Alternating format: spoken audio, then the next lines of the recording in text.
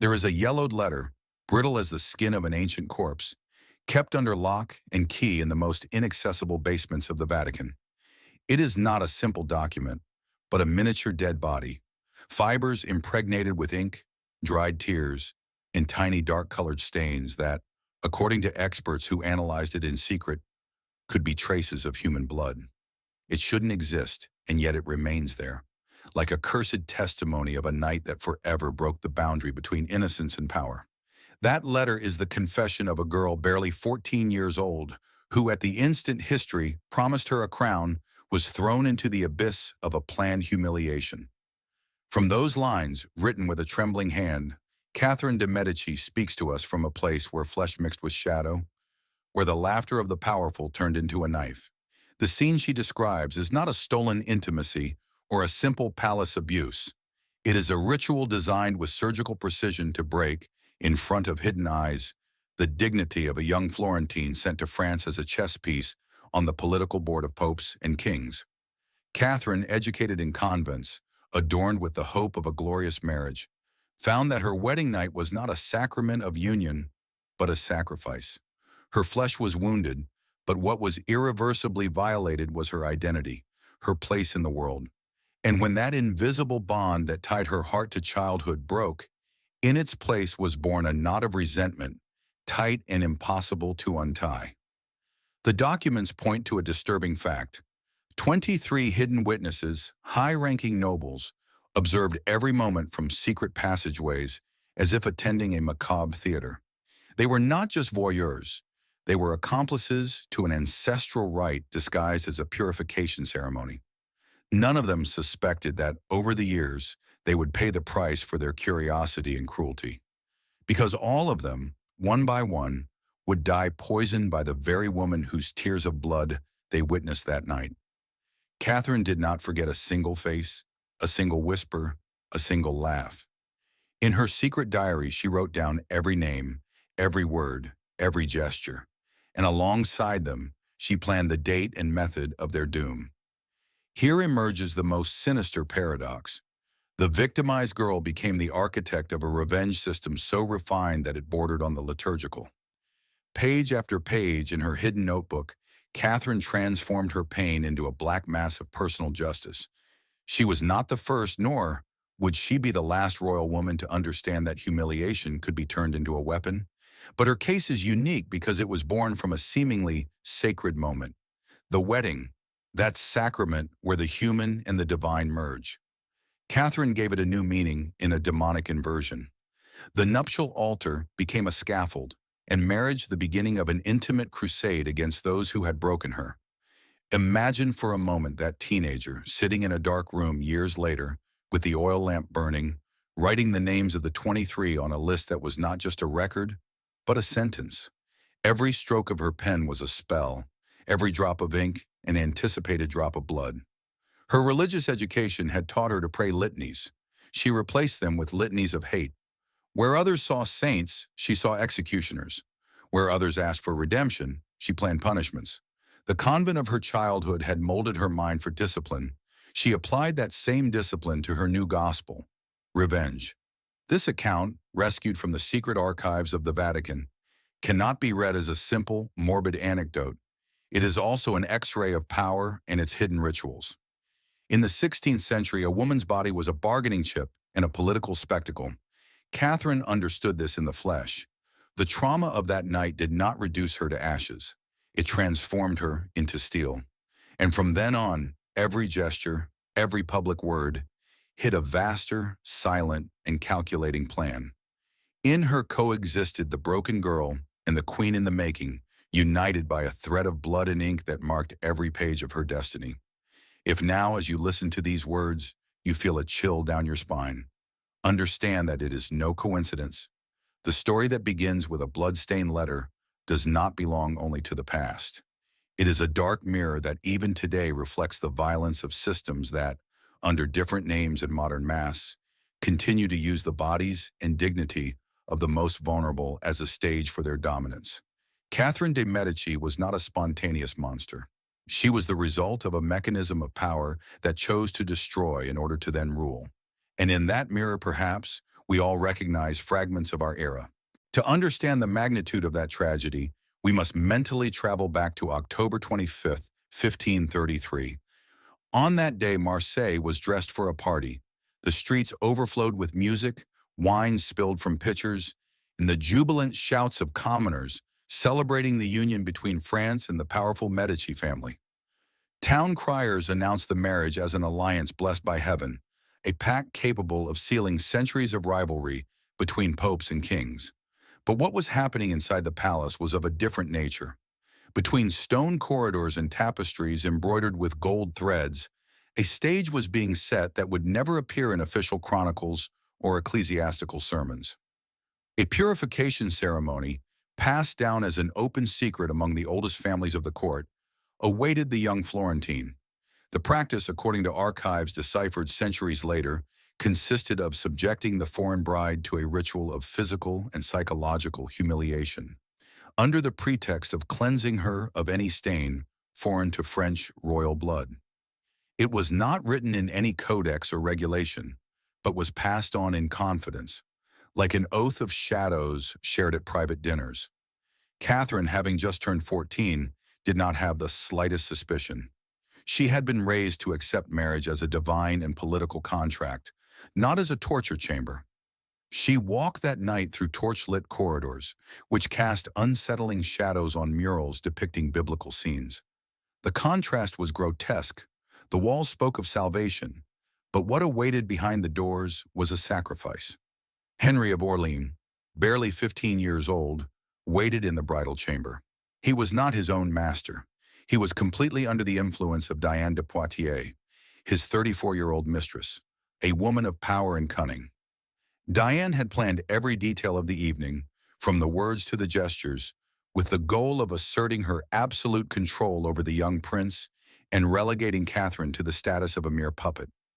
Henry, strong in appearance but malleable in spirit, obeyed as if he were an instrument. Behind hidden walls, 23 members of the French high nobility settled into secret passageways. They spied through cracks, holding their breath amidst bursts of laughter and morbid bets. For them, it was not a wedding. It was a ritualized spectacle of degradation.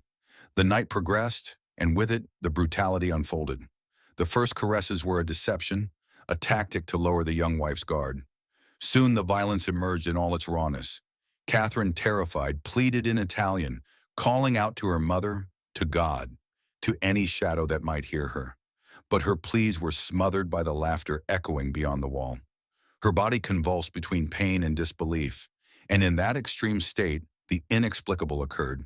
The delicate capillaries around her eyes burst, causing tears of blood. Doctors of the time would call this phenomenon hemolacria, an extremely rare event in which anguish and trauma trigger bleeding in the tears. In that instant, the child Catherine ceased to exist. In her place, the seed of a woman branded by humiliation was born. 3 times during that night, the court physician, Anon Dubois, was called to revive her. He found her unconscious, pale, on the verge of death, and each time he was forced to bring her back to wakefulness to continue the spectacle. The logic was clear. The more she resisted, the more appealing the game became for those watching from the shadows. Amidst the murmurs, some bet on how long it would take for her to collapse. The court, which should have been the setting for a sacrament, had become a Roman amphitheater where the victim was devoured in slow motion. They were not uncultured barbarians. They were the most enlightened men in France, those who quoted Cicero and prayed to the Virgin, the very same who that night took pleasure in the tearing apart of a teenage girl. What Catherine experienced that early morning was not just physical violence, but the symbolic death of her innocence. The thread that tied her to her childhood was broken forever. And in the very place where love and hope should have blossomed, a secret oath arose. She would memorize every face, every voice, every laugh that participated in her degradation. That oath would be her new faith, stronger than any ecclesiastical doctrine. She did not know it yet, but in that night of shadows, she had received a different, dark initiation in which the victim becomes a potential executioner.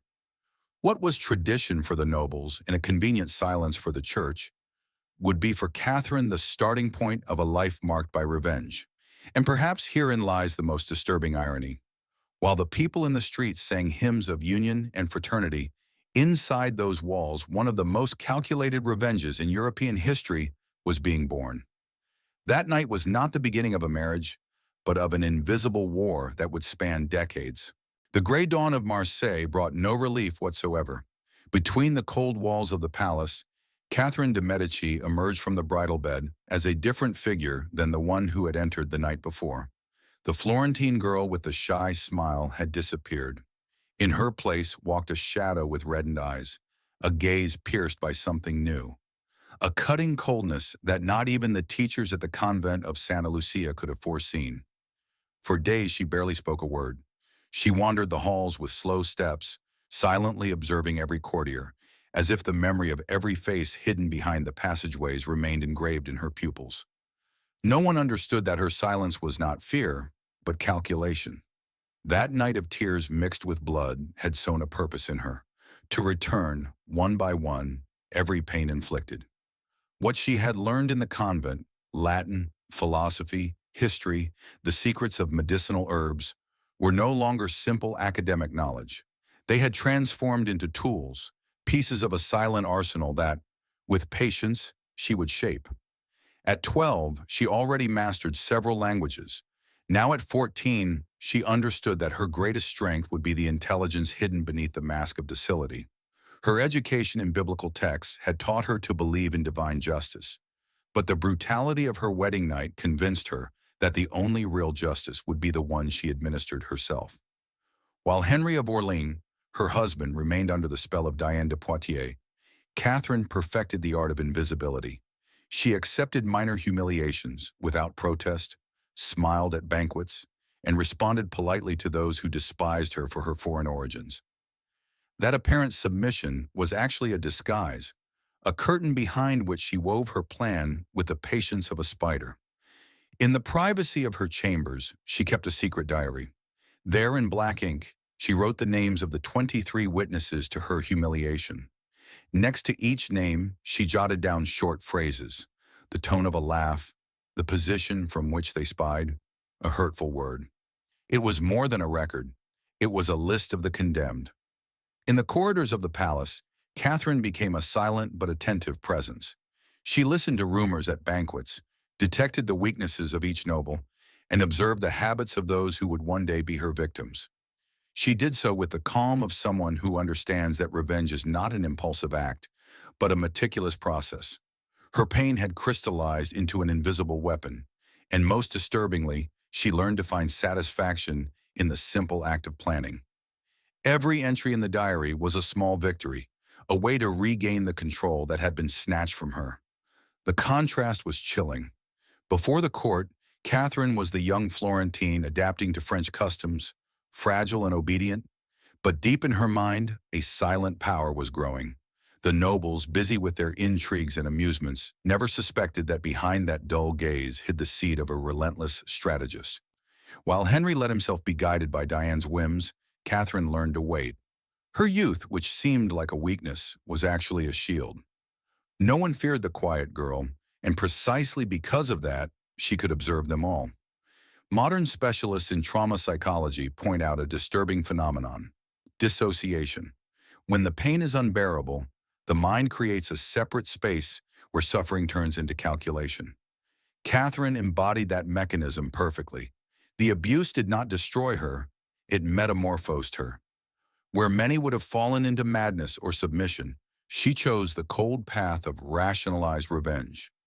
In every silence of hers, there was an inverted prayer, not directed to God, but to the justice that one day she herself would execute.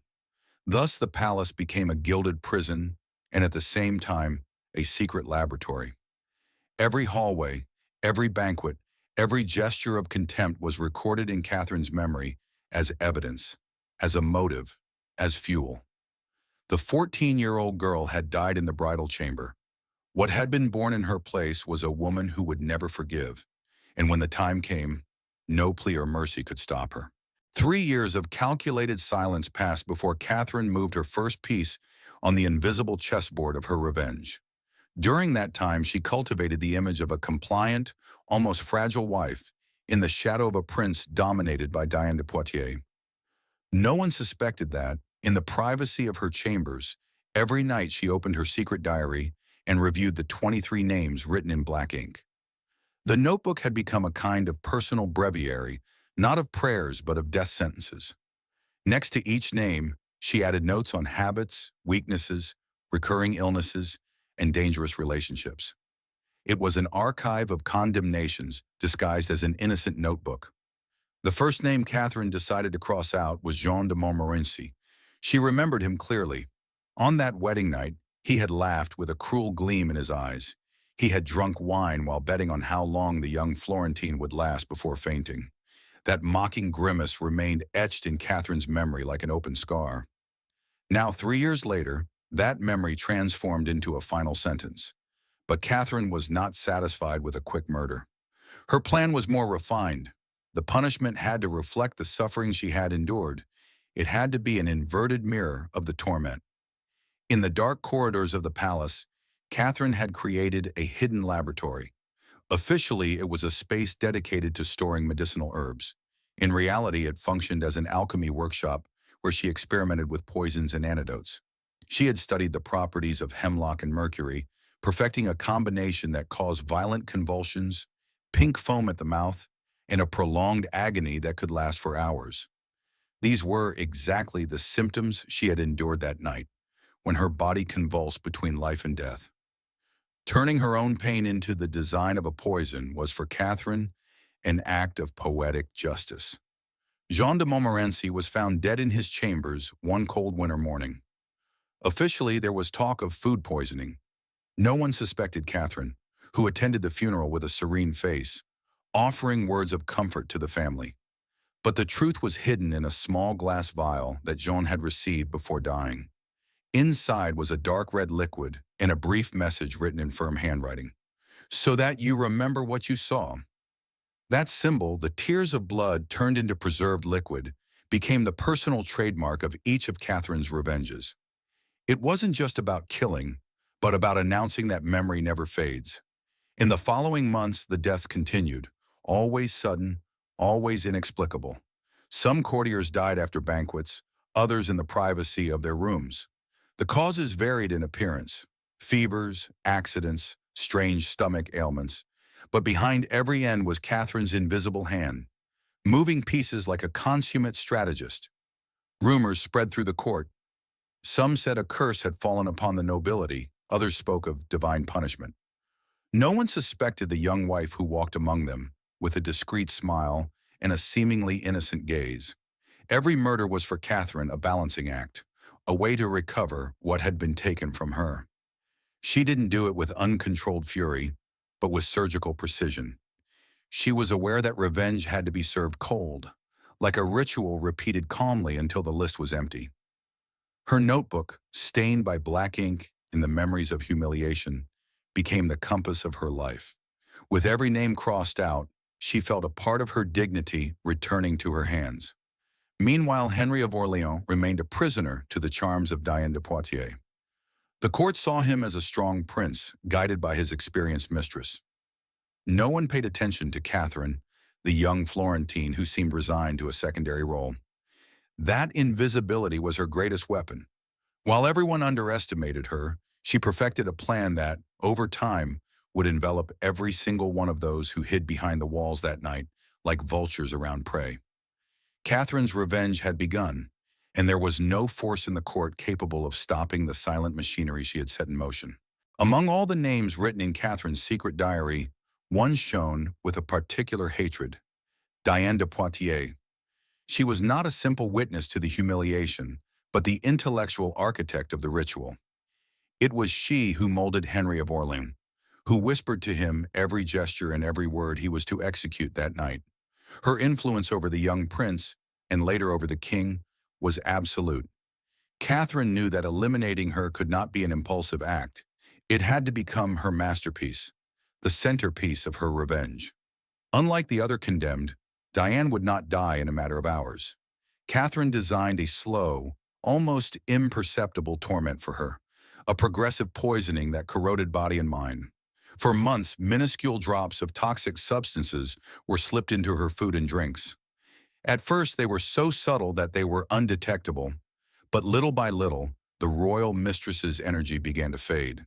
Her movements became clumsy, her memory began to fail, her reflexes no longer responded with the grace of yesteryear. It was as if an invisible shadow were draining every fiber of her vitality. Catherine attended the banquets where Diane was present with a serene expression. She watched her drink from her goblet, exchanging glances laden with a meaning that only they understood. Amidst courtly smiles, a silent duel was fought.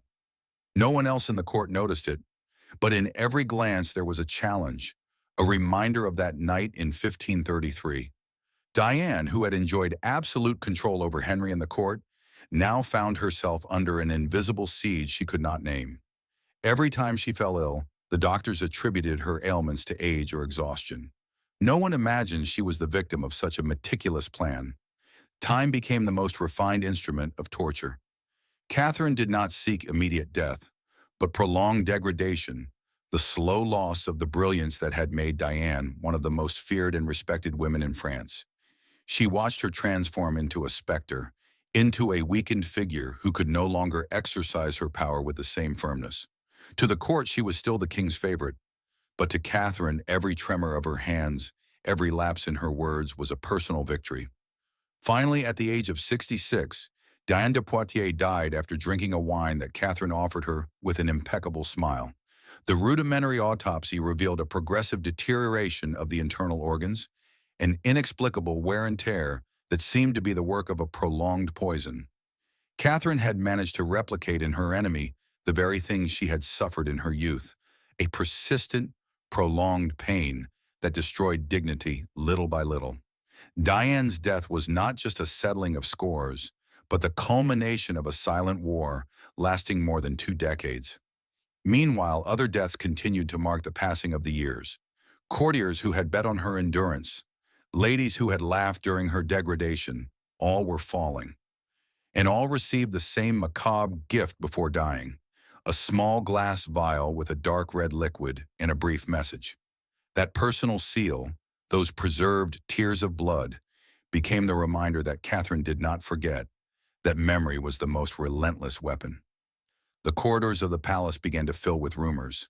There was talk of curses, of specters avenging injustices, of an inevitable fate stalking those who had participated in that forbidden ritual. But the truth was more terrifying than any superstition. It was not a divine punishment or an inherited curse, but the iron will of a woman who transformed humiliation into power, pain into strategy. Catherine de Medici, the girl who wept tears of blood, had become the silent queen of death, patiently weaving a web of poison and memory that no one could stop. On Catherine's list, there was one name that always remained at the bottom, underlined with contained rage: Henry II, her own husband. He was not just another courtier or a morbid spectator. He was the main actor in the humiliation, the hand that executed the ritual while 23 pairs of eyes hid in the shadows. His fate could not be an accident or a discreet death. It had to become a symbolic act, a perfect closure to more than 2 decades of silent reprisal. On July 10, 1559, Paris was adorned to celebrate peace with Spain. The entire city was an open-air theater, flags waving, music on every corner, nobles in gleaming carriages. The central event was a jousting tournament, where the king would show off his prowess in front of thousands of spectators. Henry, confident and haughty, agreed to face Captain Gabriel de Montgomery in a friendly duel. Catherine, from the royal box, watched him with a serene face, but a glacial intensity hid in her eyes. It was the same gleam that had accompanied each of her previous revenges. When the lances clashed, a fragment of Montgomery's pierced the visor of Henry's helmet and embedded itself in his eye. The crowd held its breath. Some thought it was just a spectacular accident, but what followed was a prolonged agony that defied any medical explanation of the time. For 10 days, the king hovered between life and death, writhing in pain, suffering convulsions, fevers, and delirium. The doctors applied all known remedies, bloodletting, ointments, prayers, but nothing worked.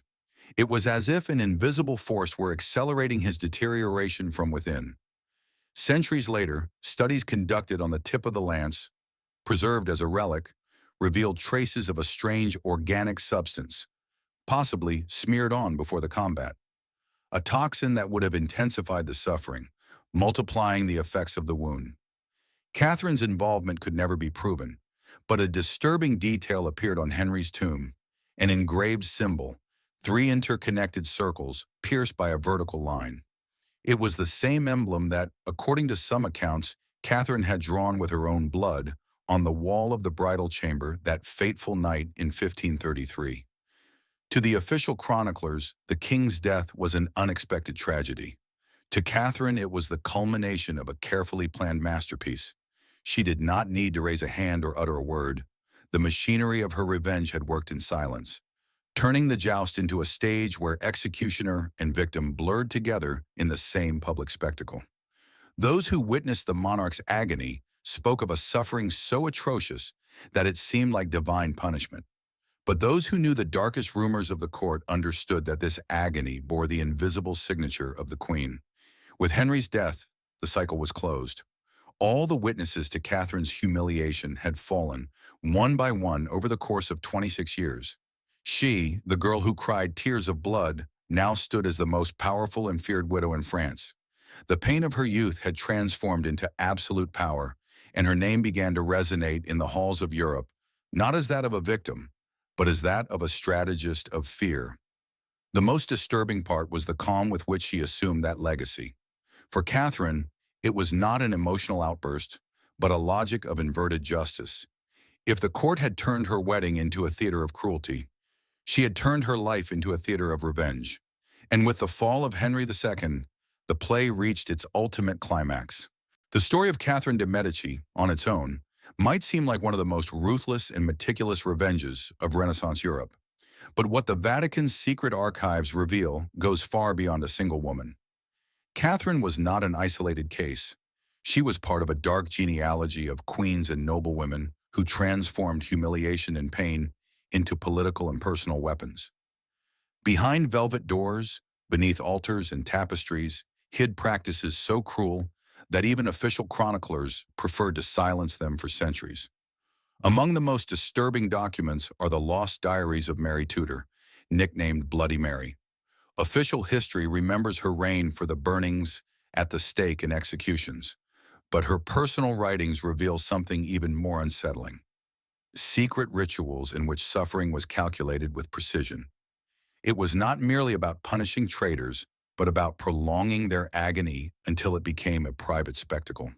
Mary saw pain as an instrument of purification, a twisted mirror of the faith she professed.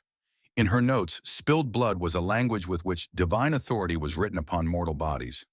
Also emerging are the ciphered letters of Isabella of Bavaria, known in Latin transcriptions as Isabel Buttery. In them, she describes alchemical experiments with corrosive and narcotic substances applied to life prisoners. They were justified as medical trials, but in reality, they were endurance tests, attempts to find the boundary between life and death. The captives were turned into laboratory subjects, bodies that slowly deteriorated under the cold gaze of the nobility.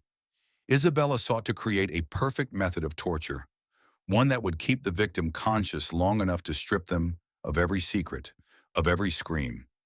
And then there is the legacy of Lucretia Borgia, whose name still awakens echoes of poison and betrayal. For centuries, she was painted as a seductive and lethal woman, but recently deciphered manuscripts reveal an even more disturbing truth. Her chemical formulas were so sophisticated that modern scientists can barely reproduce them. They were compounds capable of mimicking natural diseases, of killing slowly while deceiving even the most experienced doctors. Death under her signature was not an accident or a crime of passion, but an invisible work of art. No one was safe, because any glass of wine, any perfume, could be the vehicle of a sealed fate. What unites these women is not only the violence of their acts, but the common origin of their power: humiliation, betrayal, or abuse. Each one, like Catherine, learned that in a world governed by men, pain could be transformed into a silent weapon. Official history tried to silence them, relegating them to the category of black legends or exaggerations. But in the basements of the Vatican, in the forgotten manuscripts of forbidden libraries, their traces remain alive. They are fragments of a puzzle that reveals a disturbing pattern. Female royalty was not just an ornament, but also an executioner. This dark mosaic forces us to look beyond Catherine. It shows us that ritualized violence, cruelty turned into a spectacle, was not an isolated accident, but a hidden constant at the very heart of European royalty. And it poses an uncomfortable question. How many other names, erased from portraits and chronicles, were buried under centuries of silence? Because perhaps the most terrifying thing is not what we know, but what still remains hidden in the archives that no one dares to open. The Vatican archives, opened after centuries of silence, show that what happened with Catherine was not an isolated case or a monstrous anomaly. It was part of a pattern, an underground system in which European courts transformed their women into instruments of power and violence. In that secret network, every queen or princess subjected to humiliation learned to strike back in ways that official history barely whispers. Catherine, Mary Tudor, Isabella of Bavaria, Lucretia Borgia. They all share a common mark, a destiny shaped by pain turned into strategy.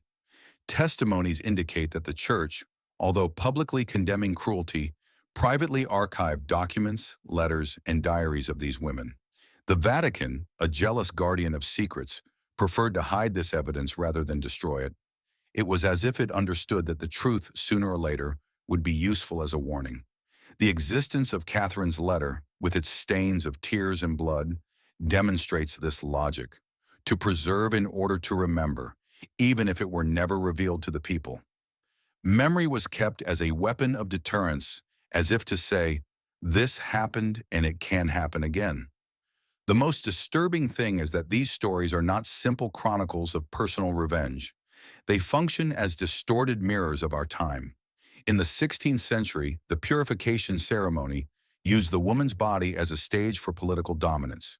Today, under other names, society continues to practice rituals of control, purity tests, media manipulation of the female body, demands for submission disguised as tradition. Public humiliation is no longer celebrated in secret passageways, but on global screens. Cruelty has modernized, but its essence remains. Catherine understood something that is still uncomfortable. Memory is a weapon more powerful than the sword. While the nobles believed they had broken her, she stored every detail like a living archive.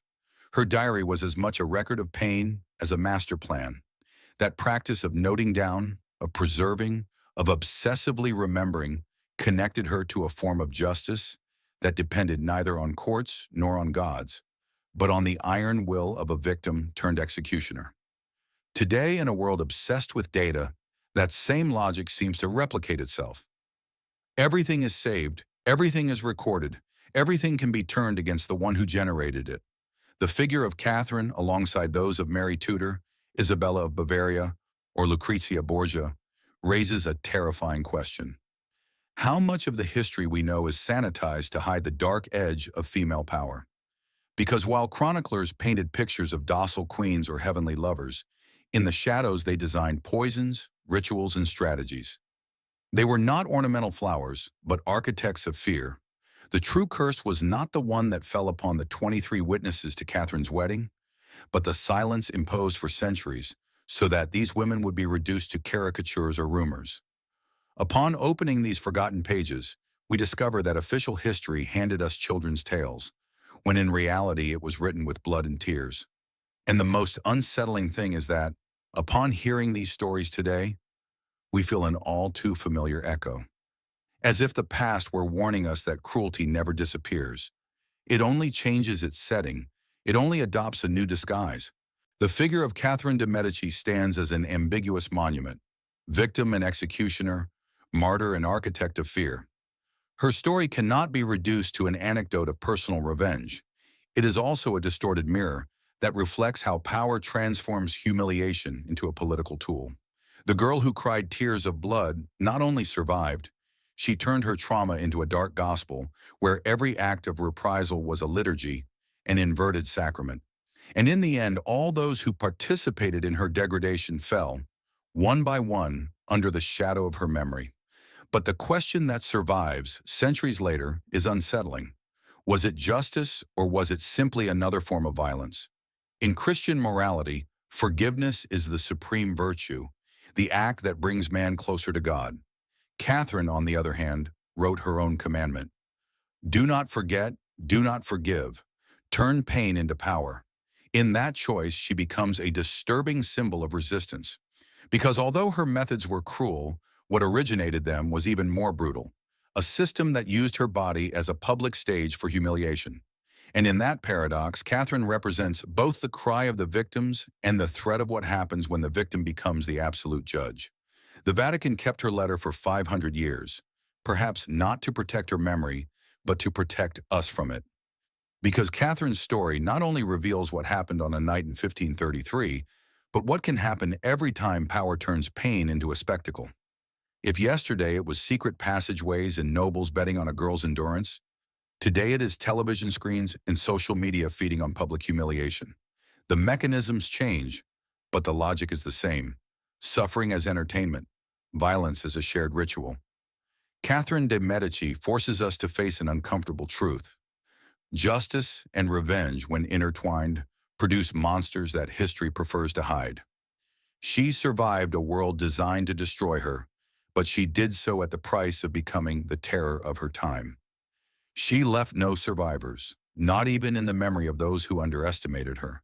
And even today, her shadow roams the halls of the Tuileries Palace, of Marseille, of the Vatican, reminding us that the darkest secrets never disappear. They only wait to be named. If this story ignited in you that mixture of fascination and repulsion, understand that you are not alone. What you have just heard is barely a fragment of the mosaic of horrors that official history hides. Behind every portrait in museums, behind every stained glass window in cathedrals, a confession written in blood may be hidden. Catherine was just one among many, and every erased name is a reminder that memory can always be more dangerous than oblivion. Tell me in the comments, what other queen or historical figure do you want us to unearth from the shadows? Because if you found this story dark, what is still hidden in the Vatican archives will make it seem like a mere prelude. The story does not end here, it is just beginning.